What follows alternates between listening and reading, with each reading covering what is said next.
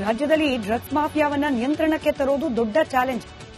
ಅನೇಕ ರೇಟ್ಗಳಾಗ್ತಾ ಇರುತ್ತೆ, ಅನೇಕ ವ್ಯಕ್ತಿಗಳನ್ನ ಪೆಡ್ಲರ್ಗಳನ್ನ ಬಂಧನಕ್ಕೆ ಒಳಪಡಿಸಲಾಗುತ್ತೆ, ವಸ್ತುಗಳನ್ನ ಸೀಸ್ ಮಾಡಲಾಗುತ್ತೆ. ಆದ್ರೂ ಕೂಡ ನಿರಂತರವಾಗಿ ಈ ಜಾಲ ಆಕ್ಟಿವ್ ಆಗೇ ಇದೆ. ಮಾದಕ ವಸ್ತು ಸಾಗಾಟ, ಮಾರಾಟ, ಸೇವನೆ ಇದೆಲ್ಲದರ ಮೇಲೆ ಹದ್ದಿನ ಕಣ್ಣಿಡುವ ಪ್ರಯತ್ನವನ್ನ ಪೊಲೀಸ್ ಇಲಾಖೆ ಮಾಡ್ತಲೇ ಇದೆ. ಕಳೆದ 3 ವರ್ಷದ ಅವಧಿಯಲ್ಲಿ ಎನ್ಡಿಪಿಎಸ್ ಕಾಯ್ದೆಯ ಅಡಿಯಲ್ಲೇ ಬರೋಬ್ಬರಿ 20,750 ಪ್ರಕರಣಗಳನ್ನು ದಾಖಲು ಮಾಡಲಾಗಿದೆ ಕೇವಲ 3 ವರ್ಷದಲ್ಲಿ. ಇನ್ನು ಪ್ರಕರಣದಲ್ಲಿ 20,056 ಆರೋಪಿಗಳನ್ನ ಈಗ ಆಲ್ರೆಡಿ ಬಂಧಿಸಿದ್ದಾರೆ ಪೊಲೀಸ್. 20,000 ಮಂದಿ 3 ವರ್ಷದಲ್ಲಿ. ಇನ್ನು ಗೃಹ ಇಲಾಖೆಯ ಅಂಕಿಅಂಶಗಳ ಪ್ರಕಾರ ಈ ಮಾಹಿತಿಗಳು ಸಿಕ್ಕಿರೋದು 2021ರಿಂದ ಲೆಕ್ಕ ಹಾಕಿದ್ರೆ 2021ರಲ್ಲಿ ರಾಜ್ಯದಲ್ಲಿ ಎನ್ಡಿಪಿಎಸ್ ಕಾಯ್ದೆಯ ಅಡಿಯಲ್ಲಿ ಬರೋಬ್ಬರಿ 5,789 ಪ್ರಕರಣಗಳು ವರದಿಯಾಗಿದೆ.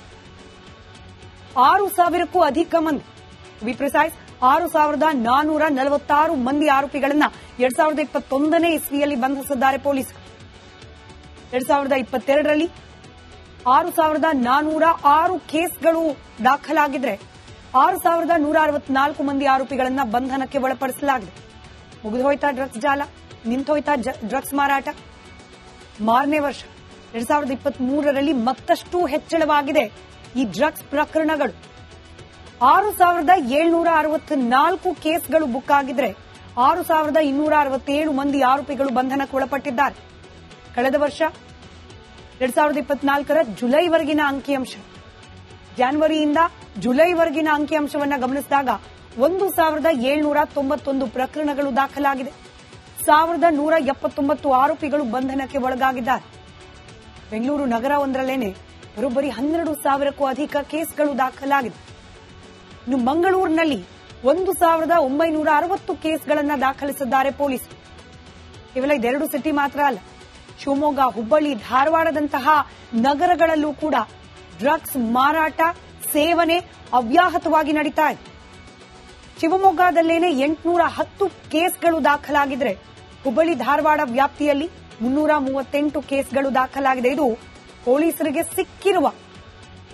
ಸಿಕ್ಕಿರುವ ಸೀಸ್ ಮಾಡಿರುವ ಡ್ರಗ್ಸ್, ಅದರ ಆಧಾರದ ಮೇಲೆ ದಾಖಲು ಮಾಡಲಿರುವ ಕೇಸ್, ಬಂಧನಕ್ಕೆ ಒಳಪಡಿಸಿರುವವರ ಸಂಖ್ಯೆ ಪೊಲೀಸರ ಕೈಗೆ ಸಿಗದೆ ಇನ್ನೂ ಇದಕ್ಕೆ ದ್ವಿಗುಣ, ಉತ್ಪ್ರೇಕ್ಷೆಯಲ್ಲ, ಡಬಲ್ ಅಥವಾ ಅದಕ್ಕಿಂತ ಹೆಚ್ಚಿನ ಸಂಖ್ಯೆಯಲ್ಲಿ ಡ್ರಗ್ಸ್ನ ಜಾಲ ಹಬ್ಬಿದೆ.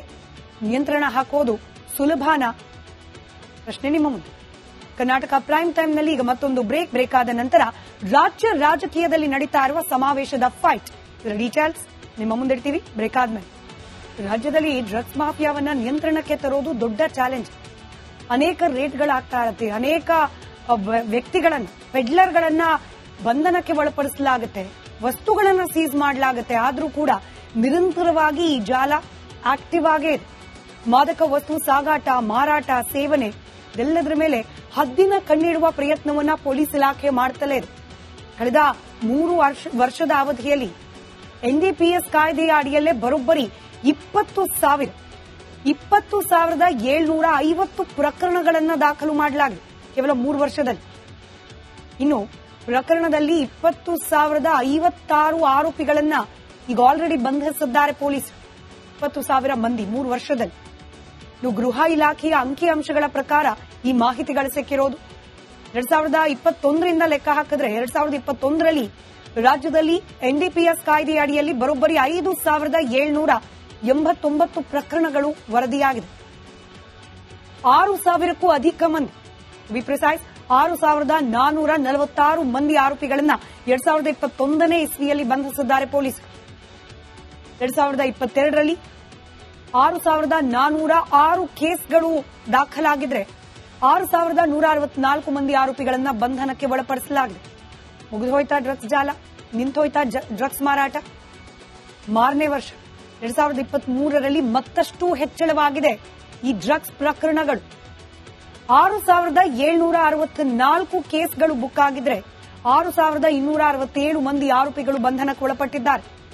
ಕಳೆದ ವರ್ಷ 2024ರ ಜುಲೈವರೆಗಿನ ಅಂಕಿಅಂಶ, ಜನವರಿಯಿಂದ ಜುಲೈವರೆಗಿನ ಅಂಕಿಅಂಶವನ್ನ ಗಮನಿಸಿದಾಗ 1,791 ಪ್ರಕರಣಗಳು ದಾಖಲಾಗಿದೆ. 1179 ಆರೋಪಿಗಳು ಬಂಧನಕ್ಕೆ ಒಳಗಾಗಿದ್ದಾರೆ. ಬೆಂಗಳೂರು ನಗರವೊಂದರಲ್ಲೇನೆ ಬರೋಬ್ಬರಿ 12,000ಕ್ಕೂ ಅಧಿಕ ಕೇಸ್ಗಳು ದಾಖಲಾಗಿದೆ. ಇನ್ನು ಮಂಗಳೂರಿನಲ್ಲಿ 1,960 ಕೇಸ್ಗಳನ್ನು ದಾಖಲಿಸಿದ್ದಾರೆ ಪೊಲೀಸರು. ಕೇವಲ ಇದೆರಡು ಸಿಟಿ ಮಾತ್ರ ಅಲ್ಲ, ಶಿವಮೊಗ್ಗ, ಹುಬ್ಬಳ್ಳಿ, ಧಾರವಾಡದಂತಹ ನಗರಗಳಲ್ಲೂ ಕೂಡ ಡ್ರಗ್ಸ್ ಮಾರಾಟ, ಸೇವನೆ ಅವ್ಯಾಹತವಾಗಿ ನಡೀತಾ ಇದೆ. ಶಿವಮೊಗ್ಗದಲ್ಲೇನೆ 810 ಕೇಸ್ಗಳು ದಾಖಲಾಗಿದ್ರೆ ಹುಬ್ಬಳ್ಳಿ, ಧಾರವಾಡ ವ್ಯಾಪ್ತಿಯಲ್ಲಿ 338 ಕೇಸ್ಗಳು ದಾಖಲಾಗಿದೆ. ಇದು ಪೊಲೀಸರಿಗೆ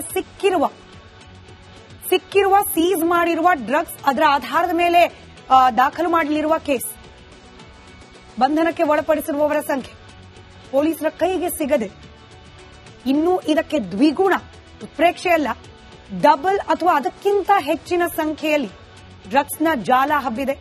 ನಿಯಂತ್ರಣ ಹಾಕೋದು ಸುಲಭನ? ಪ್ರಶ್ನೆ ನಿಮ್ಮ ಮುಂದೆ. ಕರ್ನಾಟಕ ಪ್ರೈಮ್ ಟೈಮ್ನಲ್ಲಿ ಈಗ ಮತ್ತೊಂದು ಬ್ರೇಕ್ ಆದ ನಂತರ ರಾಜ್ಯ ರಾಜಕೀಯದಲ್ಲಿ ನಡೀತಾ ಇರುವ ಸಮಾವೇಶದ ಫೈಟ್, ಇದರ ಡೀಟೇಲ್ಸ್ ನಿಮ್ಮ ಮುಂದಿಡ್ತೀವಿ ಬ್ರೇಕ್ ಆದ್ಮೇಲೆ. ರಾಜ್ಯದಲ್ಲಿ ಡ್ರಗ್ಸ್ ಮಾಫಿಯಾವನ್ನ ನಿಯಂತ್ರಣಕ್ಕೆ ತರೋದು ದೊಡ್ಡ ಚಾಲೆಂಜ್. ಅನೇಕ ರೇಟ್ಗಳಾಗ್ತಾ ಇರುತ್ತೆ, ಅನೇಕ ವ್ಯಕ್ತಿಗಳನ್ನ, ಪೆಡ್ಲರ್ಗಳನ್ನ ಬಂಧನಕ್ಕೆ ಒಳಪಡಿಸಲಾಗುತ್ತೆ, ವಸ್ತುಗಳನ್ನ ಸೀಸ್ ಮಾಡಲಾಗುತ್ತೆ. ಆದ್ರೂ ಕೂಡ ನಿರಂತರವಾಗಿ ಈ ಜಾಲ ಆಕ್ಟಿವ್ ಆಗೇ ಇದೆ.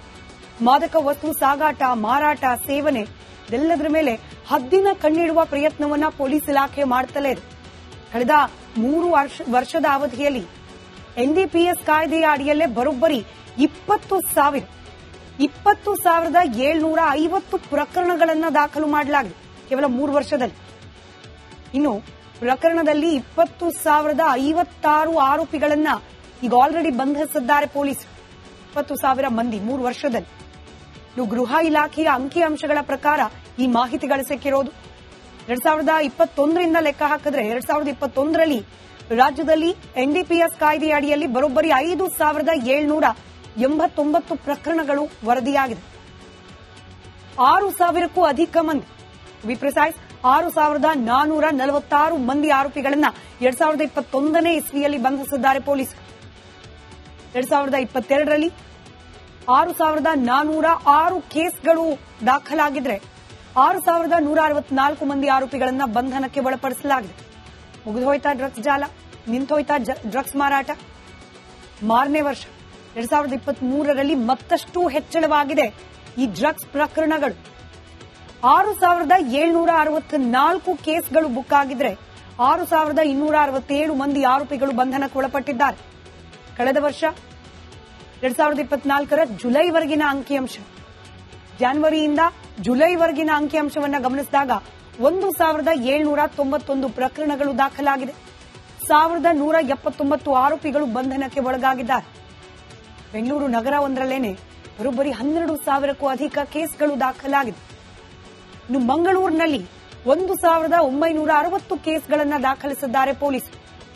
ಕೇವಲ ಇದೆರಡು ಸಿಟಿ ಮಾತ್ರ ಅಲ್ಲ, ಶಿವಮೊಗ್ಗ, ಹುಬ್ಬಳ್ಳಿ, ಧಾರವಾಡದಂತಹ ನಗರಗಳಲ್ಲೂ ಕೂಡ ಡ್ರಗ್ಸ್ ಮಾರಾಟ, ಸೇವನೆ ಅವ್ಯಾಹತವಾಗಿ ನಡೀತಾ ಇದೆ. ಶಿವಮೊಗ್ಗದಲ್ಲೇನೆ 810 ಕೇಸ್ಗಳು ದಾಖಲಾಗಿದ್ರೆ ಹುಬ್ಬಳ್ಳಿ, ಧಾರವಾಡ ವ್ಯಾಪ್ತಿಯಲ್ಲಿ 338 ಕೇಸ್ಗಳು ದಾಖಲಾಗಿದೆ. ಇದು ಪೊಲೀಸರಿಗೆ ಸಿಕ್ಕಿರುವ ಸೀಸ್ ಮಾಡಿರುವ ಡ್ರಗ್ಸ್, ಅದರ ಆಧಾರದ ಮೇಲೆ ದಾಖಲು ಮಾಡಲಿರುವ ಕೇಸ್, ಬಂಧನಕ್ಕೆ ಒಳಪಡಿಸಿರುವವರ ಸಂಖ್ಯೆ ಪೊಲೀಸರ ಕೈಗೆ ಸಿಗದೆ ಇನ್ನೂ ಇದಕ್ಕೆ ದ್ವಿಗುಣ, ಉತ್ಪ್ರೇಕ್ಷೆಯಲ್ಲ, ಡಬಲ್ ಅಥವಾ ಅದಕ್ಕಿಂತ ಹೆಚ್ಚಿನ ಸಂಖ್ಯೆಯಲ್ಲಿ ಡ್ರಗ್ಸ್ನ ಜಾಲ ಹಬ್ಬಿದೆ. ನಿಯಂತ್ರಣ ಹಾಕೋದು ಸುಲಭನ? ಪ್ರಶ್ನೆ ನಿಮ್ಮ ಮುಂದೆ. ಕರ್ನಾಟಕ ಪ್ರೈಮ್ ಟೈಮ್ನಲ್ಲಿ ಈಗ ಮತ್ತೊಂದು ಬ್ರೇಕ್ ಆದ ನಂತರ ರಾಜ್ಯ ರಾಜಕೀಯದಲ್ಲಿ ನಡೀತಾ ಇರುವ ಸಮಾವೇಶದ ಫೈಟ್, ಇದರ ಡೀಟೇಲ್ಸ್ ನಿಮ್ಮ ಮುಂದಿಡ್ತೀವಿ ಬ್ರೇಕ್ ಆದ್ಮೇಲೆ.